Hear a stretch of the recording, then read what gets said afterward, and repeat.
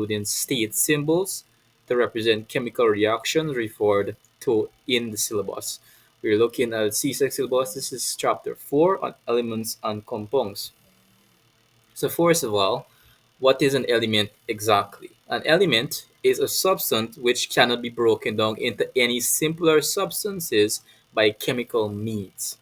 So an element is when, for example, when muric oxide is heated, it decomposes into oxygen and mercury. However, both oxygen and mercury cannot be broken down into anything simpler. There is nothing to break down oxygen because oxygen is an element, and an element cannot be broken down any further. So oxygen and mercury are examples of elements. There are other examples of elements, but for now we're looking at oxygen and mercury. Oxygen, we breathe in oxygen. We cannot break down oxygen into any simpler elements because oxygen is an element. Moving on, let's look at elements in continuation of that. So elements are the fundamental building blocks of matter in our universe. Without elements, we won't have the basic things or the basic things to actually support life in general or create life. There are about 92 natural elements and more than 10 man-made elements. These man-made elements were created probably in a lab, and each element has a name and a chemical symbol. And that's where we have the periodic table. Um, and each element has a name and a chemical symbol. So it not only has a name, but it has a chemical symbol that represents that element. So a list of elements with their symbols is given in the periodic table, and you would usually find this in your class. You would usually do this in your chemistry. They would go over basic chemical compounds such as beryllium, zinc. These are some examples of that. So let's look at atoms of elements. So, if we look at an atom, any element is made up of only one kind of atom. So, for example, gold is made up of only gold atoms, and that's the same thing with, like, for example, with diamond. However, like for example, with oxygen, it's made up of molecules each consisting of two oxygen atoms, while ozone is made up of three molecules each containing three oxygen atoms. If you take a look at the diagram, we see that gold atoms, it is composed of oxygen and ozone. So moving on, our next course of detail is metals and nonmetals. Elements can be classified into metals and nonmetals, and there's a certain part of this in the periodic table. But let's wait for that. I will go over the periodic table in a later video, so stay in tune with that. So metals are usually hard and shiny. They are malleable and ductile, meaning that first of all, metals such as metals such as stainless steel are very hard to break. They're very condensed, and the molecular buildup of it is um very hard to break. You can't really break metal. So it's ductile in the sense that, for example, with copper as a metal, that is very easy to break. It's very easy. And not only is it easy to break and ductile, depending on the type of metal utilized, all metals have a similarity in the conductivity of heat and electricity. So to be a metal, you need to be malleable, you need to be ductile, and you need to be a good conductor of heat and electricity. If you do not fulfill these three basic requirements, you cannot be considered, or that element cannot be considered metal, because 99.9% of metals are electrically conductive. And thirdly, non-metals are usually soft and brittle and are poor conductors of heat and electricity. Moreover, there are more metals than non-metals. So sulfur is a non-metal, and copper, for example, is a metal. So you could draw the silver lining between the two. Moving on. So this is a quick check or a quick question you could answer. Magnesium is an element. Explain what this statement means. Explain what is an element. Explain what makes it an element. And secondly, a piece of copper can be broken down into very tiny pieces. Hence, copper is not an element. Explain what is wrong with this statement. Thirdly, give the symbol for each of the following elements. State whether it is a metal or non-metal: mercury, lead, silver, chlorine, strontium, and tungsten. And I'll just pause. You could pause the video for a couple of minutes, and then you could come back to the solution. So I'll give you a couple of seconds. One, two, three, go. All right, let's start back with the video now. So the solutions. So first of all, if you got the answers correct, you could type in the comment below. So first of all, magnesium is an element because it cannot be broken down into any simpler substances. Magnesium is made up of magnesium atoms and nothing else. So magnesium is an element and it fulfills the requirement of what element is. Secondly, a piece of copper cannot be broken down into very tiny pieces, but each tiny piece of copper is still made up of only copper atoms. Hence, copper is an element since it's only made up of copper elements. And thirdly, mercury, um, mercury, metal, lead, silver, and as you could see, AG, and you could see the symbols for these different elements. And if you have gotten it correct, type in the comments below. So now let's move on to what is a compound now. So a compound is a substance made up of two or more elements chemically combined together. So when you have two or more elements combined, that's what we call a compound. Mercury oxide, which is a combination of mercury plus the oxide, is not an element because it is not made up of it's not made up of only oxygen and it's not made up of only mercury. It is made up of mercury and oxygen. So it is thus called a compound. So to be a compound, you need to be made up of more than one elements to see. So let's look at atoms of compounds. So a compound is made up of molecules. And you may ask yourself the question, what is a molecule? A molecule of a compound is made up of two or more different types of atoms chemically joined together. What does that mean? So unlike a compound, which is made up of elements, a molecule of a compound is made up of two or more different types of atoms. Listen to that term, atoms. A molecule is made up of different types of atoms. An element or a compound, let's say, sorry for that, a compound is made up of different types of elements, while a molecule is made up of different types of atoms.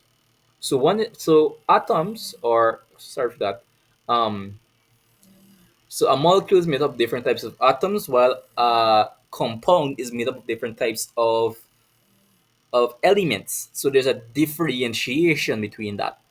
So, for example, we have water molecules, we have carbon dioxide molecules, and carbon dioxide is usually emitted. We have other means of molecules, such as chlorofluorocarbons, which is a spray that we use to make the environment smell clean and stuff like that. We have carbon dioxide, which is usually emitted from factories, which is a mixture of different atoms chemically combined and it creates a black smoke. We have methane molecules is another example of what a molecule is. Moving on, let's look at the formulae of compounds. So, as a compound has a fixed composition. So, for example, if we have H2O, and H2O is usually emitted or usually has, or it usually always has, two hydrogen atoms and one oxygen atom. So the formula of compound shows the symbols of the elements present. It shows what elements are in it. And not only does it does that alone, it shows a ratio of atoms present also. For example, water has a formula H2O, which could be represented by H2, and that H2, that small abbreviated 2, we that has two it represents with the H with the small two, it represents two hydrogen atoms, and the O by itself, which is the symbol for oxygen, illustrating that it has two hydrogen atoms and one oxygen atom. Moving on, let's look at the formulae of some compounds. We have carbon dioxide, which is CO2, illustrating that it has one carbon atom with two oxygen atoms. And we have methane, another element, another compound, sorry for that. CH4, which shows that it has one carbon atom with four hydrogen atoms. We have sulfuric acid, which shows two hydrogen atoms with one sulfur atom and four oxygen atoms. We have magnesium hydroxide, which is Mg with the abbreviated or in bracket OH with the small 2, I like to call it. I just use small 2 to make it more simpler. Um, I like to call that small 2. We call that a syntax, but we'll look at those terms in a later video. So one magnesium, or we call it small 2, a symbol, but personally, I like to call it a syntax.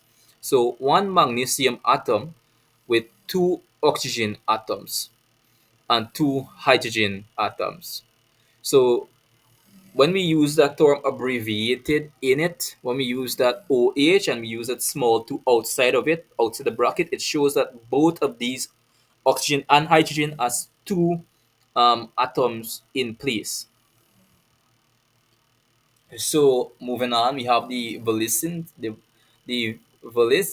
valency of an element. Sorry for that bad pronunciation error. To help us write chemicals formulae more easily, we can use the valency of an element.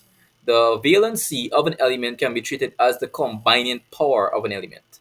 The valency of an element is related to the electrical structure of the atom and the group number of the element in the periodic table. A good example of this is the valencies of some common elements or metals. For example, we have hydrogen, the valency is 1, which is the cation. So we have anion, which is positively charged, and cation, which is negatively charged. Well, sorry for that, is anion negatively charged, cation positively charged. That my error. Sorry for that, guys. But let's go on with the topic at hand with valency. So hydrogen valency is 1, symbol H plus, which is a positively charged. Sodium 1, potassium 1, copper 1, calcium 2, um, magnesium 2, zinc 2, copper or copper 2, iron 2, and we have aluminum, which is 3, and iron, which is 3. So let's look at the valency of some non-common elements or not metals. And we have, as I said before, if you could look back into the symbol, which is cation. Remember this is very important. Cation are positively charged, anion are negatively charged. Now let's look at some of the non-metals, their um, valency and their symbol and anion or their anion charges. So chlorine, which is 1, has a valency of 1, and the symbol is Ci with a negative charge. Bromine 1, bromine with a negative charge or negative 1. Iodine with a negative charge of 1, and we usually just put a negative symbol because we don't want to put in the 1. And that's just chemistry, guys. Oxygen 2, oxygen has a negative charge of negative 2, and we put in that negative 2. Sulfur likewise has a valency of 2, S to the negative power of 2, or the encryption. Nitrogen with a valency of 3, negative 3. Moving on, let's look at the valency of some group atoms. And this is ammonium with a valency of 1. The symbol is NH4 plus. Hydrogen with 1, valency is OH to the negative. Nitrate 1, NO, the 3 to the negative 1. Hydrogen carbonate, sulfate 2. And these symbols, I will go in detail with the symbolism, but for now, this is our review class for CSEC students writing CSEC chemistry on for this year. Carbonate, we have 2, 3 to the negative power of 2. So elements and compounds will be continuing.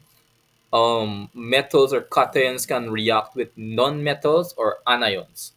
So I'll just get that out. So something that you really do need to understand is that metals or cations, which are positively charged, can react with non-metals or negatively charged metals or anions to say. When a formula is formed, the positive charges of the cation have to be balanced by the negative charges of the anion. The total charge of a neutral compound must be zero. Example, sodium chloride Na plus plus Ci negative equals NaCl.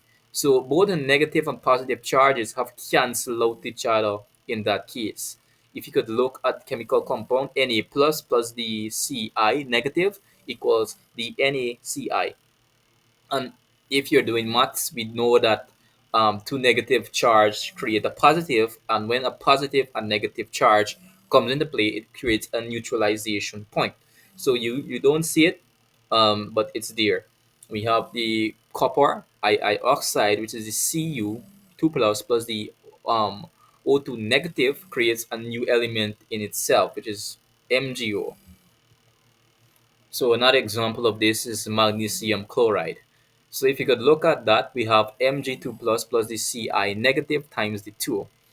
And the two elements, if you look at it exactly, Mg plus the Ci negative times the 2, both of the elements cancel out each other. But we still have two elements remaining. We still have two elements remaining because, as I said before, if you look at the bracket, it means everything in there is times, or it has two atom elements in it. So it cancels out each other, but we still have that two remaining, and we put that on the outside, represented still has two elements remaining in it. We have aluminum oxide, and we have ammonium sulfate, and so likewise. So just a quick check, you could write the formula for each of the following compounds. As you could stick the video and pause it right here and write in your formula for the following elements. Alright guys, if you finish, let's check the answers now, and then you could tell me in the comments below if you got it right.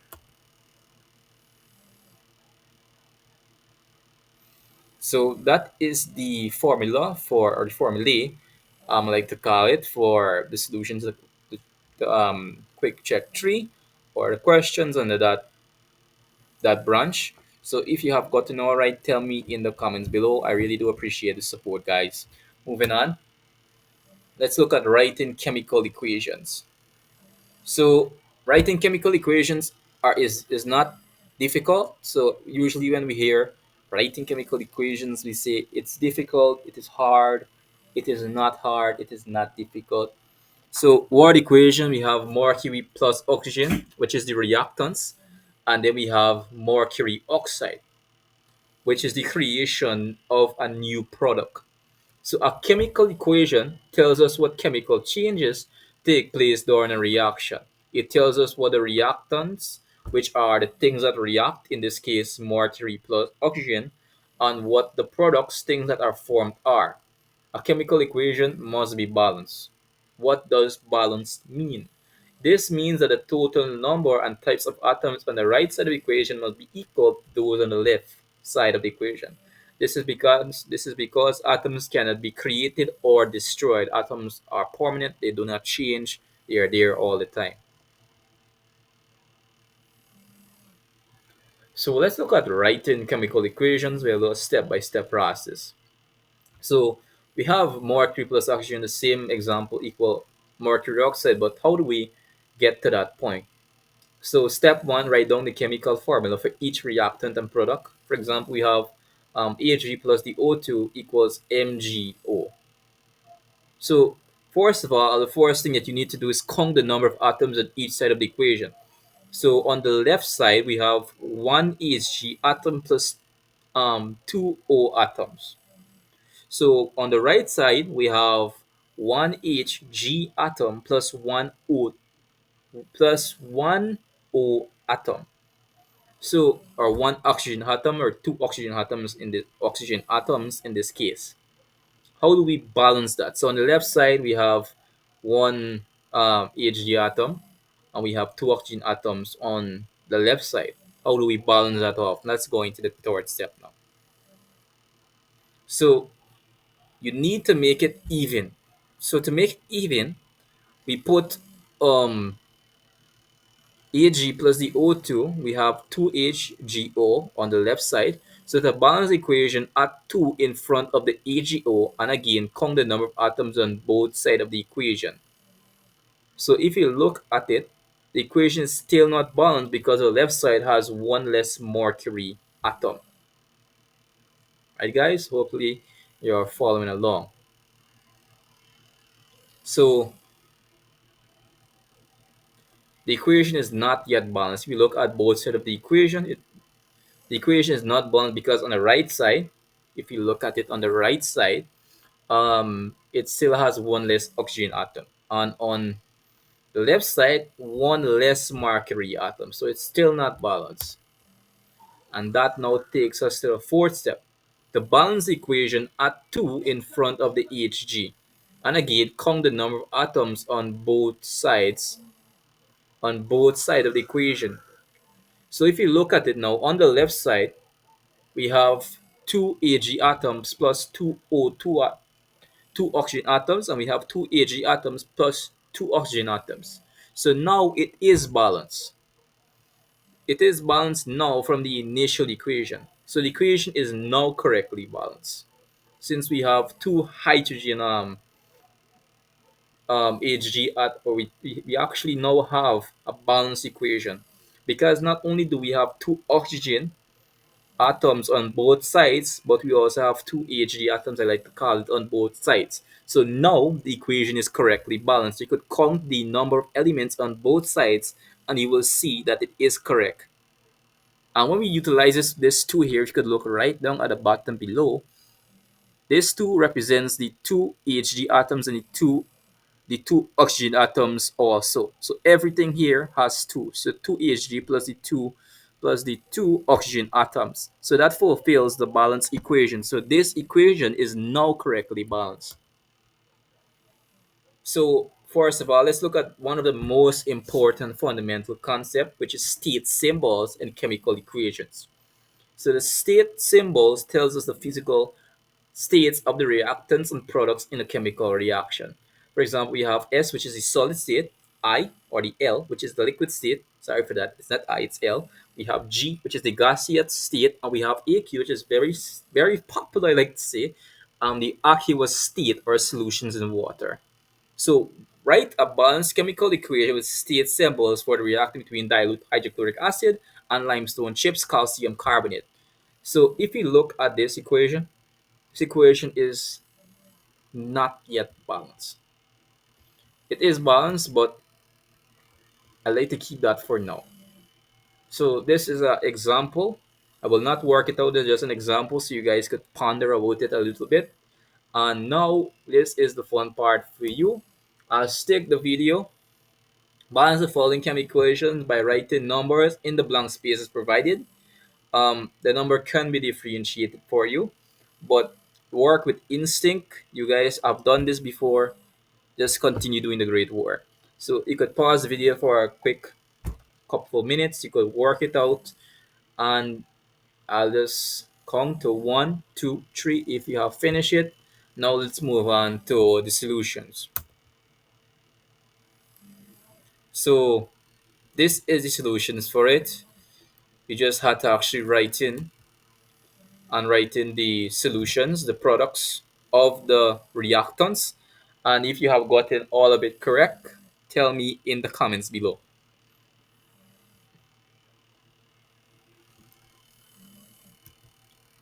So this is it. So first of all, it was actually a bilateral or unicameral, like to call it, a unicameral question. So first of all, you have to write the word equation, and then after that, you have to write in the state symbols. And if you have gotten all of that right, if you have done all of it, and I could bet that majority of you guys haven't actually done all of that. But if you have attempted, still tell me in the comments below. I still appreciate your thoughts on this, guys. So let's move on. So that's everything for this video, guys. If you like video like this, or you want to be educated on CSEC chemistry, subscribe to Subscribe Guys Chill Zone for more references, or if you haven't understand concept thoroughly or enough yet, you could check out Chemistry for CSEC Examinations by Mike Taylor and Tanya Chong, or you could check out Longman Chemistry for CSEC by James Clark and Ray Oliver. If you enjoy videos like this, subscribe, hit the notification bell, and see you guys on the next video. Chill Zone, everyone. Today we'll be looking at periodicity, or the periodic table, or the periodicity of elements, I like to call it. So in this class, you'll be learning the basic arrangement of elements in periodic table, predict the properties of unknown elements based on group trends, and identify trends in group 2 and identify trends in group VII. and also identify trends in period 3 using radiation from metallic to non-metallic properties. So this is the basic, or this is the periodic table or the periodicity of elements. So first of all, it has 7 groups: group 1, group 2, group 3, group 4, group 5, group 6, and then finally group 7.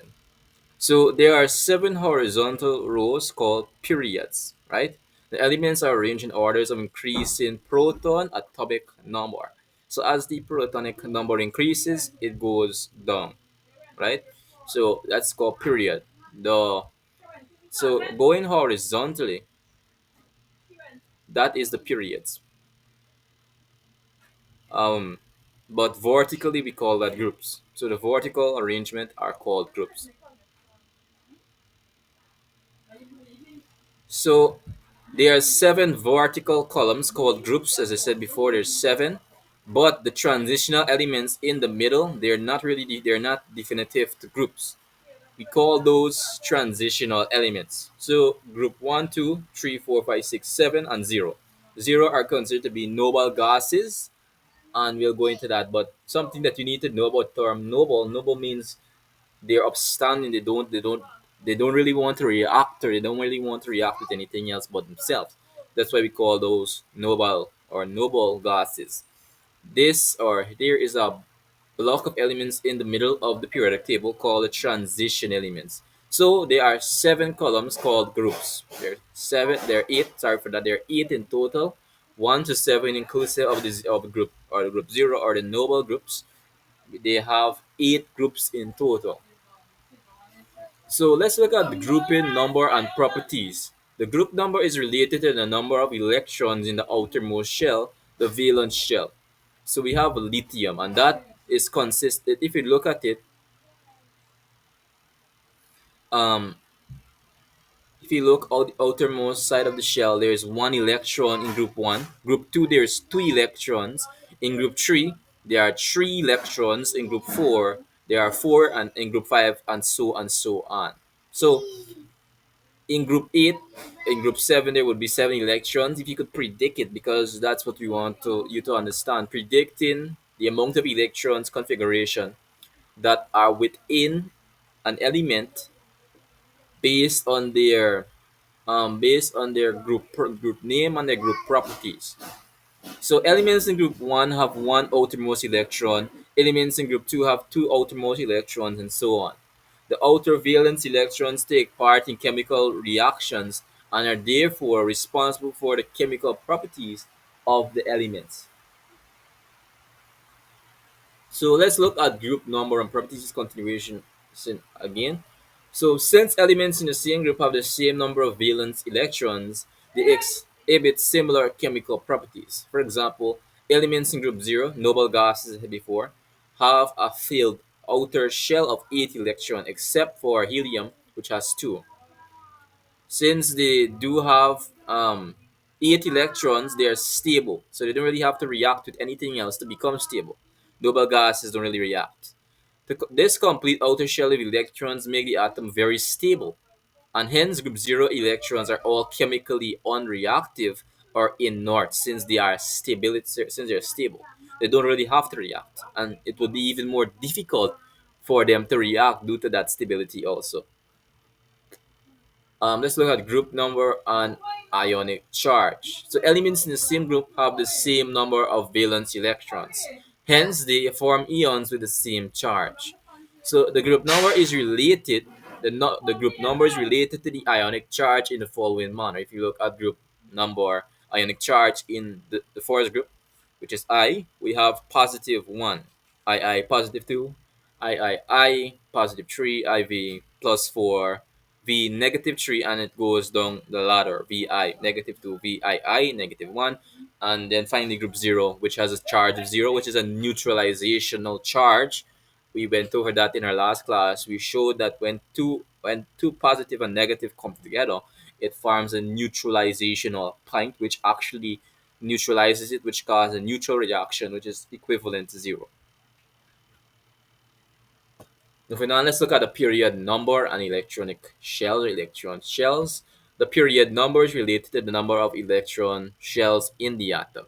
Elements in period 1 have one electron shell. Elements in period 2 have two shells, and so on and so forth. And elements in period 3 would obviously have three um, electronic or electron shells. And group 4 would have 4, 5 would have 5, and so forth.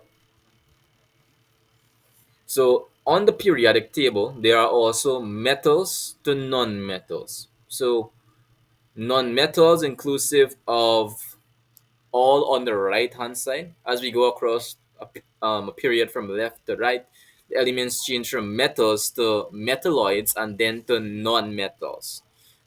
There's a step like dividing line in the periodic table between metals and non-metals. Metals are found on the left of this side. So metals are found on the left side, while non-metals are found on the right. And you could basically see it with the distinction between the blue and actually the purple. The purple are metals and the blue are non-metals. So you could take that into consideration also. Metals are found on the left of this line, while non-metals are found on the right. So let's look at the patterns in the periodic table. So elements in the same group have the same number of valence electrons. We speak of that. We had an example before. So this is something you could take down. So hence, they have the same ionic charge and therefore have similar chemical properties. As we showed before, we have group I have positive I think it's 1, and as we go on it has 2 positive, then 3, and then it goes back down to -3, then -2, then -1, and then 0. That is the neutralizational point I highlighted before. However, as we go down a group, the atoms increase in size and becomes easier for them to lose their outermost electrons. This means that elements further down a group have a greater tendency to form positive ions. They are said to be more metallic in character. So as you go down the periodic table, they become more, because for example in the case of like, I think if they have like like 7 electrons on their outermost shell, they need 8 electrons to be more stable. And in that case, since they would usually want to form a positive ion, or they want to become stable, so they would be more willing to actually give up their electrons in that case. um so it's more easier for them to lose their outermost electron because they won't become stable and what's not. So patterns in the periodic table, we could look at this across the board or across a period. Metals, beside having certain physical metallic characteristics, are electropositive. This means that they have a tendency to lose electrons and form positive ions. So nonmetals are elements which have more than 4 electrons in their outermost shell and have a tendency to gain electrons to form positive ions. So metals have a more receptive tendency. They are generally more willing to give up their electron because they have less than probably 4 electrons.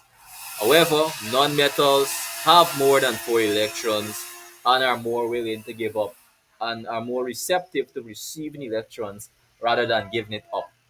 So as we go across a period from left to right, the number of valence electrons increases. This means that the element charges from metals to metalloids and then to non-metals essentially. So these are some quick questions. You could pause the video, you could answer these questions, and you could tell me if you have gotten all right in the comments below. So first of all, what in what order are the elements in the periodic table arranged? In what order generally? And you could look back at the video, you could look back at the start and try to put in your answer. What name is given to the vertical column of the elements in the periodic table? We did look at, I'll give you a hint, we call the horizontal elements periods, and something else we call the vertical. You could probably think of that right now. What name is given to horizontal row of elements? I did just give you the answer. In what group does the element potassium belong? In what period does the element arsenic belong? In what group does the element titanium belong? State whether the following are metals or non-metals. Calcium, boron, silicon, phosphorus, selenium, and iodine or iodine. Explain why potassium, which is the same group as sodium in the periodic table, is more reactive than sodium. You could tell me if you have gotten all of this right, and now let's see the answers, guys. So Elements in the periodic table are arranged in the order of increase in proton number. So, first of all, you call the first one group and then the second one period, right? I literally already give away the answer for this one, but anyways. So for question four, as it said here, in what group does the element potassium belong? It belongs in group one. Um, as we go back to question five, it asks in what period does the element arsenic belong? That is group. I think it does now. So guys, give me a second. For that question, it's actually group period four. We call those transitional elements. Metals include calcium, calcium. Non-metals include boron, silicon, phosphorus, selenium, and iodine. Potassium is more reactive than sodium because lower than sodium in group I, it is more electropositive, and hence it is easier for potassium to lose an electron compared to sodium. So that's generally answers for those questions. Let's move on now. So this is continuation of the periodicity of elements. So first of all, we have group I, which is the alkaline metals. So what are some of the basic characteristics of group one elements or in this case, the alkali metals? So let's look at the physical properties to begin with. So group one mainly inclusive of lithium, sodium, potassium, rubidium, and caesium and francium, FrCsRb, K, Na, and Li, lithium. So the elements are most of these elements are very shiny and silvery, and they conduct electricity. They keep they are kept under oil to protect them from air and moisture, which could cause rotting and decay of these elements very easily. These elements are soft and can be cut with a knife. They're not that strong. Their bonds are very weak. So in continuation group I, the alkali metals. So density and melting point, they have a low density points or densities. Example, lithium, sodium, and potassium float on water. So if you look at the density, as you see, they have very low 0.53, 0.97, 0.86, 1.53, and 1.87. Their density are very low. The density increases down the group. So that's something that you should take into consideration. They have low melting and boiling points. The melting point decreases down the group. So if you look at the melting point 180, I think 96, 64, 39, 26, and 27, they have relatively low boiling points. It is not high. So chemical properties, let's look at the chemical properties of it. So the alkalis metal react vigorously with water to form an alkali and hydrogen. Example, 2Na plus 2H2O equals 2NaOH plus H2. And this is a balanced equation. If you didn't understand the concept, this is just an example of what I'm talking about. But if you have watch a video on balanced equations, you could look back and watch that. The metals become more reactive as we go down the group. So least reactive would probably be lithium with water, and then sodium reacting with water, and we have Fr and these other elements as we go down, they become more reactive. So lithium reacts vigorously with water, sodium reacts even more vigorously with water, potassium reacts violently, and caesium explodes with water. So we would like to keep caesium away from water as much as possible.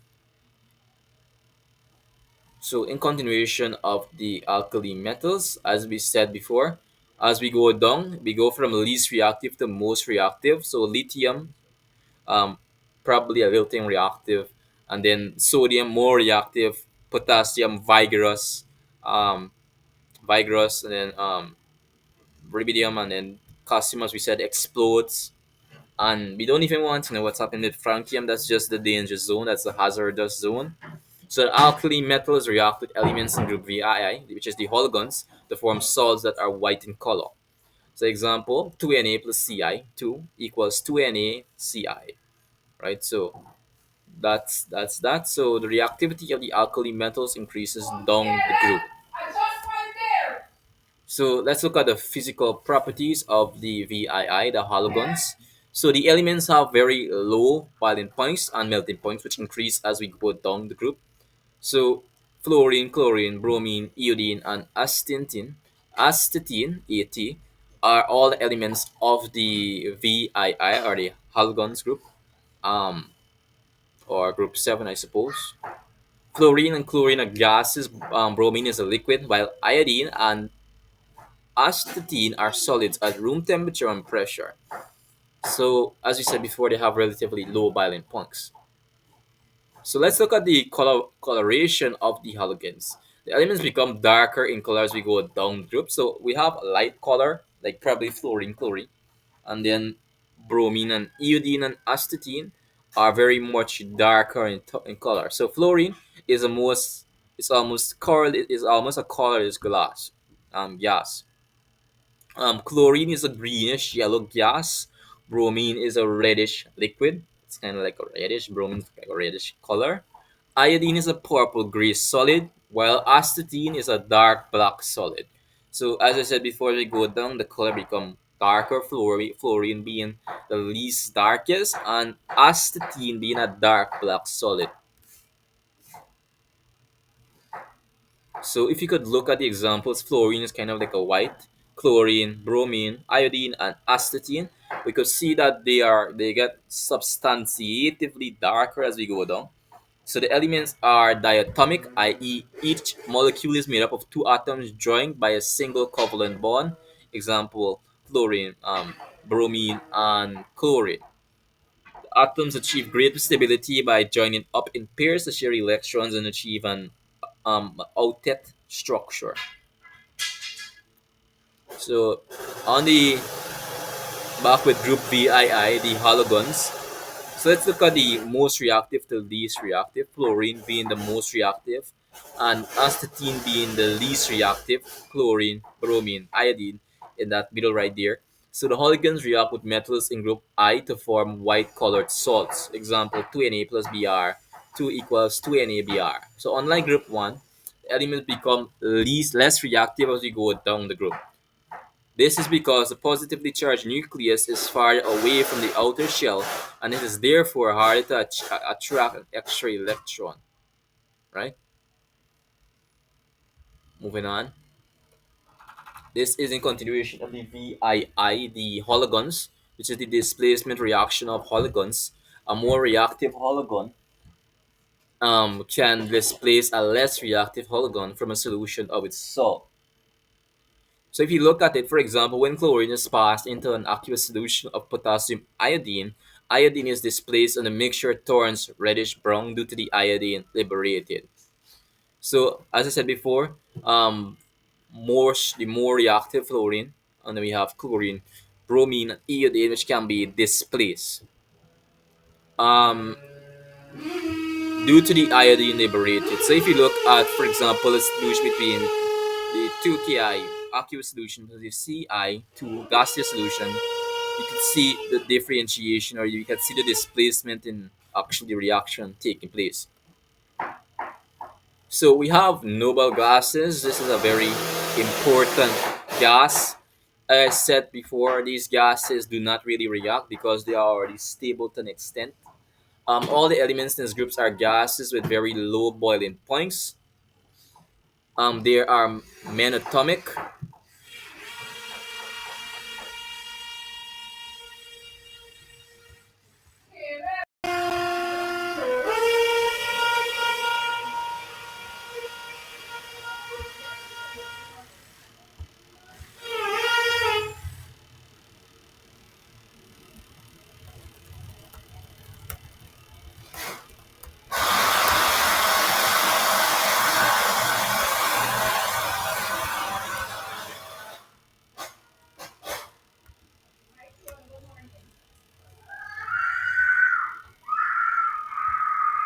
So as I said before, elements in group 0 or the noble gases do not really react with other elements because they already have 4 plus electrons on the outermost shell. And that basically makes them almost stable already, so they don't want to give up that. They won't really want to give up those elements or those electrons. Sorry for that. They won't really want to give up those electrons. However, all elements in this group are gases with very low boiling points. They are monatomic, meaning that they are made up of single atoms. Furthermore, helium has an outer shell filled with two electrons, while the rest of the noble gases have a full octet of eight electrons. So helium is the only exception to the group. So helium, neon, argon, krypton, and xeon, Xe, are all elements of the noble gases group. They are chemically very unreactive because of their stable electronic structures. So uses of the noble gases: helium is used to fill airships and balloons. Argon is used to provide for providing an inert atmosphere to fill electronic or electric light bulbs and in manufacturing of steel. Neon is used for filling light tubes used in advertising signs. Xeon is used in making motor car headlamps and flashlights for photography. So all of these gases in the noble gases group or group zero are very important in everyday living. Generally, all of them are very important. So let's look at period three trends in physical properties across the board. So first of all, the atomic radius decreases. Nuclear charges increases and electrons are pulled closer towards the nucleus. Secondly, the force ionization energy increases. Electrons are held tightly by the nucleus and become harder to remove. Thirdly, the electronegativity increases. The elements are more likely to gain electrons and give away electrons. Hence, the metallic character decreases. The melting and boiling points increase and then decrease. This is in period three. This is generally speaking on those things are just some of the physical characteristics across the board for period three. So trends and chemical properties across the board. So first of all, the nature of oxide changes from basic metal oxides to acidic, which is non-metal oxides. So the structure of the oxides change from ionic to simple molecular, from simple to molecular. So reactivity with water decreases across the period as metallic character decreases. So these are some of the questions that you could answer right now. This will be the last set of questions on this class. Um, you could answer it. I will not read it this time. You could just type in your comments below and tell me your thoughts. So this is the solution to check the second set of questions, and you could tell me in the comments below if you have gotten it right. For the first question, the metals are soft and have low densities. They react by acid water from alkali and hydrogen to react with halogons to form white salts. And if you have gotten those correct, you could watch back the video, and if you have watched back the video and answer these questions correctly in this manner, I'll give you a light lap or a light tap on the back and say good work, excellent job. So let's move on. So if you haven't understand the concept clearly enough, there are links to different videos.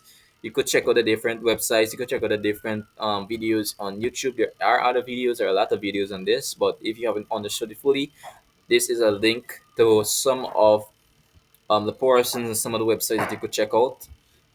Furthermore, my referencing for these documents are Chemistry for CSEC Examination by Mike Taylor and Tanya Chong, and Longmont Chemistry for CSEC by James Clark and Ray Oliver. You could check out those guys, referencing to them. They are very important authors, and that's where I have gotten the data to actually make this video. Subscribe, guys, for more CSEC videos on chemistry. Hit the notification bell, and see you guys on the next video.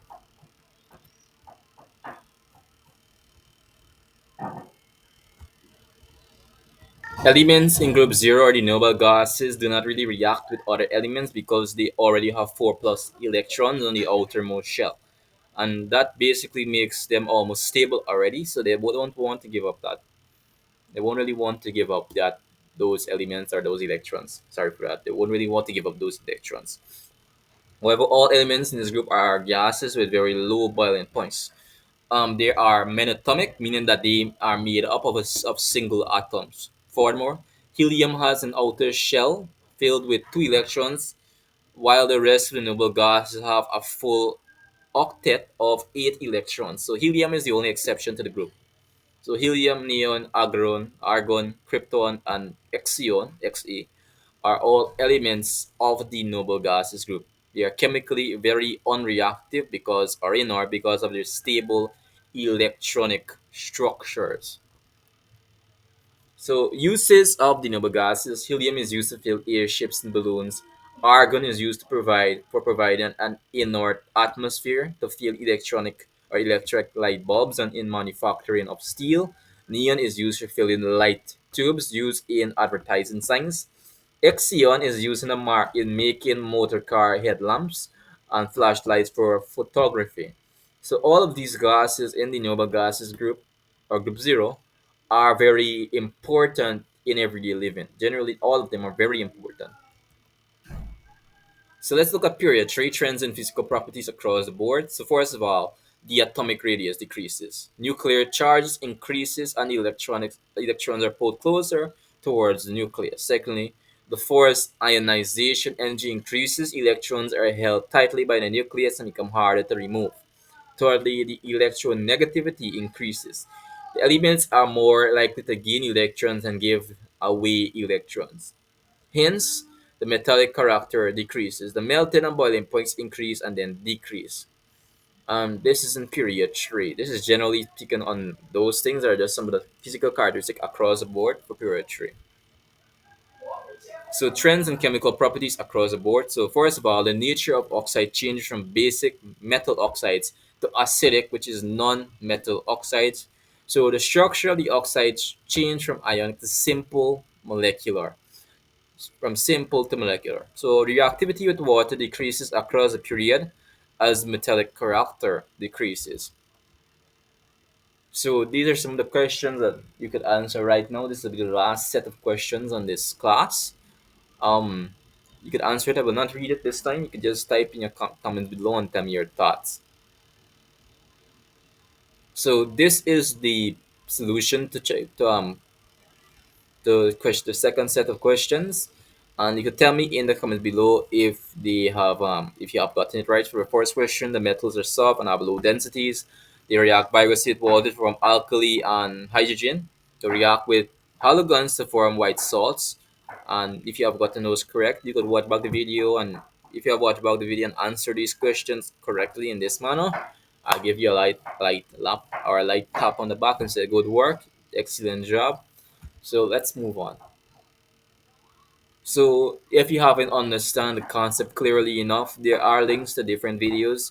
You could check out the different websites. You could check out the different videos on YouTube. There are other videos. There are a lot of videos on this. But if you haven't understood it fully, this is a link to some of the portions and some of the websites that you could check out. Furthermore, my referencing for these documents are Chemistry for CSEC Examination by Mike Taylor and Tanya Chong, and Longmont Chemistry for CSEC by James Clark and Ray Oliver. You could check out those guys, referencing to them. They are very important authors, and that's where I have gotten the data to actually make this video.